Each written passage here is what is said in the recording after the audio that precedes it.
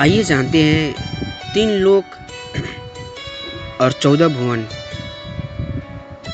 जानिए क्या है। तो दोस्तों, हमारे धर्म शास्त्रों और पुराणों में हमें 3 लोक और 14 भुवनों का उल्लेख मिलता है, लेकिन क्या आप जानते हैं ये है क्या और कहाँ है? तो चलिए जानते हैं इनका संपूर्ण वर्णन।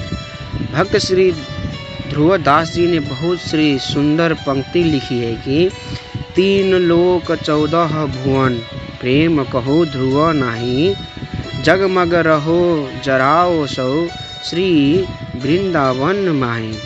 इसका अर्थ है, श्री ध्रुवदास कहते हैं कि 3 लोक और 14 भुवनों में सहज प्रेम के दर्शन कहीं नहीं होते हैं। ये तो एकमात्र श्री वृंदावन में कंचन में जड़ी मणि की भांति जगमगाता रहता है। और हमारे धार्मिक ग्रंथ श्री विष्णु पुराण में वर्णन है कि भुवनों की संख्या कुल 14 है। इनमें से 7 को ऊर्ध्वलोक और बाकी 7 को अधोलोक कहते हैं। यहाँ 7 अधोलोकों का भी वर्णन निम्नलिखित आपको बताएंगे। अधोलोकों में कौन कौन लोग पढ़ते हैं, आइए बताते हैं। एक में है भूलोक। इस लोक के बारे में हमें वर्णन मिलता है कि जहाँ मनुष्य अपने पैरों से या नौका आदि वाहनों से जा सकता है। अर्थात हम ये कह सकते हैं कि पूरी पृथ्वी भूलोक के अंतर्गत है। दूसरा में है भूवर्लोक। इस लोक के बारे में हमें वर्णन मिलता है कि पृथ्वी से लेकर सूर्य तक जो क्षेत्र है उसी को भूवर्लोक कहते हैं, और इस क्षेत्र में अंतरिक्षवासी यानी देवता निवास करते हैं। तीसरी में है स्वर्गलोक। इस लोक के बारे में हमें वर्णन मिलता है कि इस क्षेत्र में इंद्र आदि देवता निवास करते हैं। इस क्षेत्र में सूर्य से लेकर ध्रुव मंडल तक जो प्रदेश है उसे स्वर्गलोक कहा गया है। ऊपर बताए गए 3 लोकों का पुराणों अनुसार वर्णन है कि इन्हें ही त्रिलोकी या त्रिभुवन कहा गया है, और ऐसा माना जाता है कि इंद्र आदि अन्य देवताओं का अधिकार क्षेत्र इन्हीं 3 लोकों तक सीमित रहता है। 4 में है महरलोक। पुराणों में महरलोक का वर्णन है कि इस लोक ध्रुव से दूरी लगभग 1 करोड़ योजन ऊपर की ओर है। इस क्षेत्र में भृगु आदि सिद्धगण निवासी हैं। 5 में है जनलोक। इस लोक के बारे में पुराणों में बताया गया है कि इस लोक की स्थिति महरलोक से 2 करोड़ योजन ऊपर की ओर है तथा यहाँ पर सनकादिक आदि ऋषिगण निवासित हैं। 6 में है तपलोक। इस लोक के बारे में महापुराणों में बताया गया है कि इस लोक के निवासी देव वैराज नामक देव हैं। इस लोक की स्थिति यह लोक जनलोक से लगभग 8 करोड़ योजन दूर है। 7 में है सत्यलोक।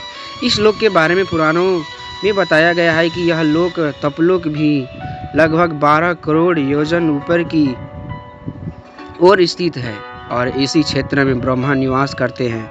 इसलिए इस क्षेत्र को ही ब्रह्मालोक भी कहा जाता है। यहीं पर सर्वोच्च श्रेणी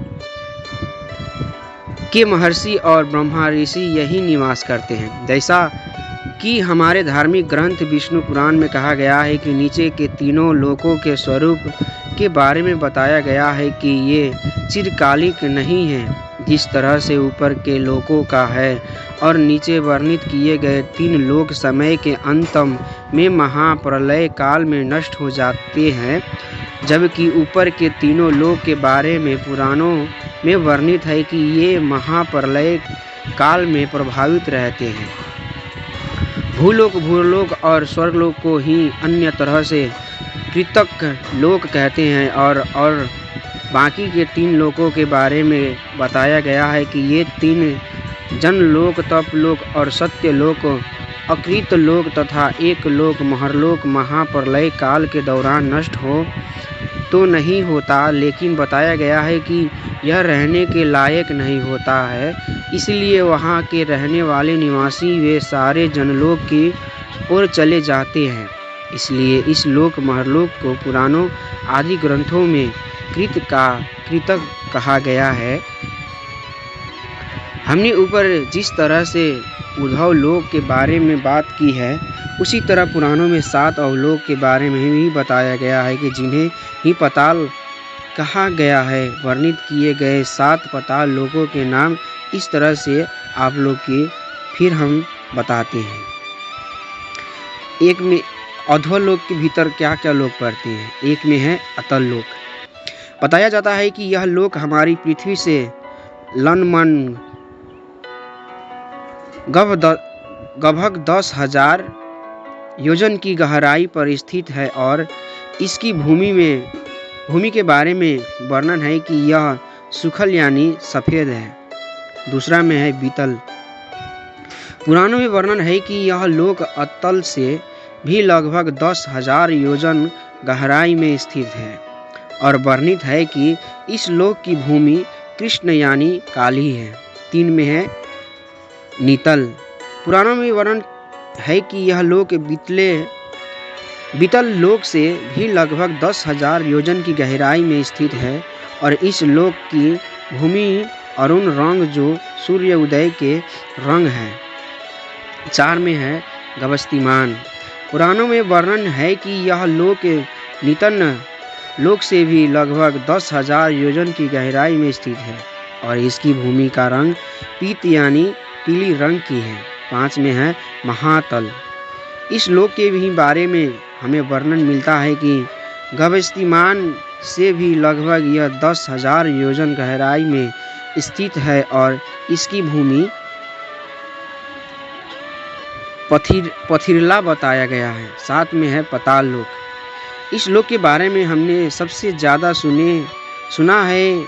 यह लोक सुतल से भी गहरा है जो लगभग 10,000 योजन नीचे की ओर बसा है और इसकी भूमि स्वर्ण निर्मित बताई गई है।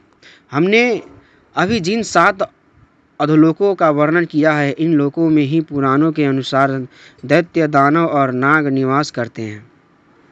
जैसा कि हम मानते हैं कि अनंत तो गत्व हर लोग भगवान के अधीन है और समस्त संसार का लालन पालन ईश्वर के हाथ है, फिर भी अगर हम इन अलग अलग लोकों की स्थिति और प्रकृति का वर्णन देते हैं तो यह मानने पर हम भी बाध्यता होंगे कि जिस प्रकार हमारे पृथ्वी पर देश और कई राज्य हैं और उन सभी की शासन पद्धति अलग है, उसी प्रकार यहाँ शासक भी भिन्न हो सकते हैं और हर लोक के अपने अपने नियम और कानून होते हैं।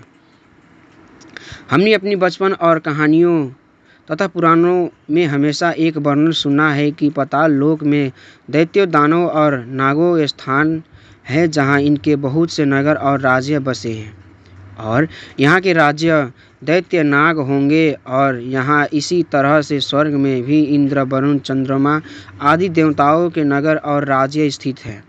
लेकिन ऊपर बताए लोक जैसे महरलोक, जललोक, तपलोक और सत्यलोक के निवासी उतने पुण्यात्मा और ईश्वर प्रेमी होते हैं कि उनकी नज़र में ईश्वर की राजा है, इसीलिए वह किसी की सत्ता और वर्णन नहीं आता अपितु ईश्वर की ही सत्ता मानी जाती है। दोस्तों, हम इस आर्टिकल को और गहराई से आपके सामने लाने की कोशिश करेंगे कि जिसके आपको लोकों का वर्णन और आसान लगे और इस आर्टिकल में दी गई जानकारी आपको अच्छी लगे तो आप इसे ज़रूर शेयर करिएगा और त्रुटि लगती हो तो आप हमें ज़रूर बताइएगा। दोस्तों, जय श्री राधे। अगर हमारी वीडियो आप लोग की अच्छी लगी हो तो हमारे वीडियो को लाइक करके और सब्सक्राइब ज़रूर कीजिएगा।